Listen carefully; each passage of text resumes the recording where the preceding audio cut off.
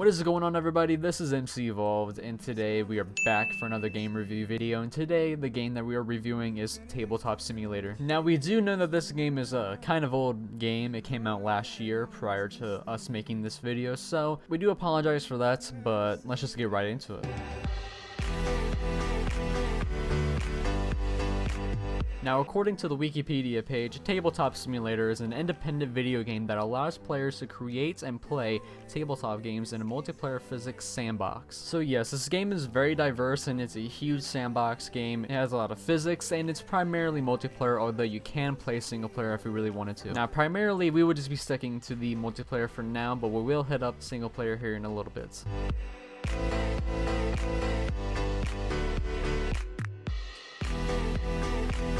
Now, like I said, the multiplayer is extremely diverse with the amount of board games you may play. This is a tabletop simulator, so you're able to play a lot of board games that people have created. Now, of course, this does range from the basics like Monopoly all the way up to Cards Against Humanity. But to access all these board games, you must go into the workshop under, the Steam workshop, and then you must look for a board game that you want, and then subscribe to it, and then boom, you already have it downloaded and everything. Now, the one that you're looking at in the background in the gameplay is Fallout Monopoly, which I may have stated at the beginning of the video. That is just one of many hundreds and thousands of different board games that you may choose from and play with your friends. But one of the main things that I've realized about this game is that you're actually able to use real life physics by using a mouse cursor and actually moving things, dropping things, and even flipping the table by clicking a button. Now, I think that's kind of funny how if you ever get enraged by a board game, you're able to just flip the table, and then it just flips the table. But after it does flip the table though, it does revert back to where it was before, so it doesn't ruin anything and all that, which I think is pretty neat. But the whole physics things really works like it would in real life. But of course, it has some differences. Obviously, it's a video game, but to move and actually interact, it actually works as like a mouse cursor on your desktop. So you're able to you're able to select multiple different things by creating a little box like you would on your desktop by left-clicking and then just dragging to create a box to select multiple files. Like you see in the background in the Fallout Monopoly gameplay, you can see how I'm just picking up my player item. I don't know what it's called. Well, if you were to just pick it up in the air and just drop it, it would act just like physics in real life, but instead, it would just be a little bit more chilled out almost because it doesn't go everywhere if you drop it. Same thing with the die that you see. Obviously, if you've probably seen it, I don't know if you've seen it yet, but in order for me to actually select both of the die, you have to actually create the little box I was talking about, and then you have to hold left click and just start shaking your mouse. The physics are almost the same thing like in real life, but instead, a little bit more chilled out because if you were to throw the die, it would actually not go everywhere. But enough of that. Along with multiplayer, you're able to actually play with a lot of different friends. Pick your own color, and then you have your own side of the table where you're able to play the game, whatever it is. There isn't a different aspect of multiplayer from the rest of the game because multiplayer in itself just depends on the type of game that you're playing, which I cannot explain every single game because that would probably take me close to 15 hours to explain every single game. So that is pretty much all that there is for multiplayer and the physics.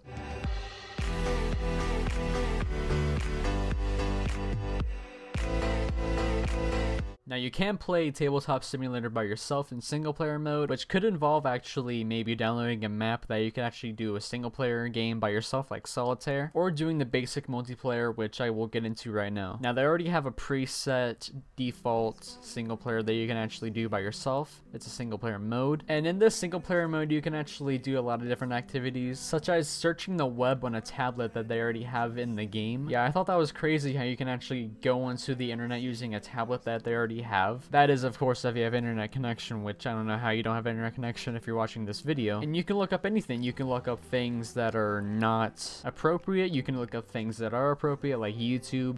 You can Google things and all that stuff. It's like a personal little thing that they already have going on. It's like a personal office is what I'm trying to say. Like, you can have a calculator there. You can actually have a stopwatch. I'm pretty sure you can have a lot of different things that people would actually use personally for personal tasks. I mean, I find it cool and everything, but I kind of don't understand it. It's like, if you really want to do your homework and find out what 5 plus 5 is, why would you go on Tabletop Simulator and use that instead of actually using your tools? I have no idea. And to add on an additional thing that I forgot to mention in the last section about multiplayer and physics, you can actually use some tools and actually draw on the table, and you can actually type text on the table. It's weird, I don't even know. You can use a pen tool, use different colors and start scribbling or whatever on the table. It's kind of neat. I personally think it gets kind of annoying after a while if people just start scribbling all over the table for fun, I don't even know. Now, I'm pretty sure that there are some maps in the workshop that you're able to actually subscribe to and get downloaded onto your game. These maps, including maps that you can use for like single player games like Solitaire and all that. And if not, that's okay, because you're able to actually use their default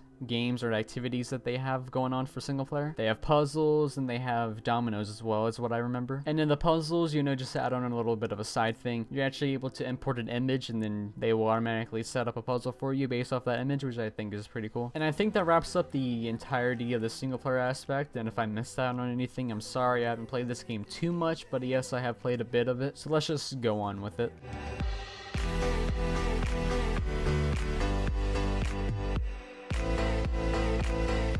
That is all that really defines the game. If you really want to find out a lot more about the game, like how many other maps there are, other features that you can do, then you need to just buy it yourself, because it is a very good game and I do recommend it. And there are so many things to do in the game, it's actually unreal. But I personally like pretty much everything about it. I still haven't played enough to actually get a hold of my favorite map and all that stuff, but currently what I've played is Cards Against Humanity and Fallout, Monopoly, and Pokemon game, I don't even remember what it's called. But I've actually enjoyed every single bit of it. It was very, very fun. And I have absolutely no complaints about the game, except for the fact that it does take a little bit to get used to the controlling and all that stuff. But I mean, what game really doesn't have that? But currently, out of the 3 actual maps that I've played, I really enjoyed the Cards Against Humanity one. That was very, very fun. The Fallout Monopoly game took like a couple of years to complete, but that was fine by me. It was pretty fun, actually. Actually, we haven't even completed it yet. That's a bit weird, actually. It takes a very long time to complete one of those games, especially when, you know, it's like Monopoly or whatever. But yeah, that's pretty much all I have to say about the game. I very much enjoyed it and I have really no complaints about the game. It doesn't very much get repetitive and all that stuff, but there is a lot of things to do in the game, which is the main thing I'm going to stress about the game, is that there is so much to do in the game. It's actually crazy. And I very much recommend it, like I've said multiple times, and my final rating is 7.5 out of 10. It is a very good game, and you guys should get it. Link in the description below for the site on Steam. And if you like these game reviews, then make sure to leave a like and click subscribe if you really want to. And until the next video, see you guys later.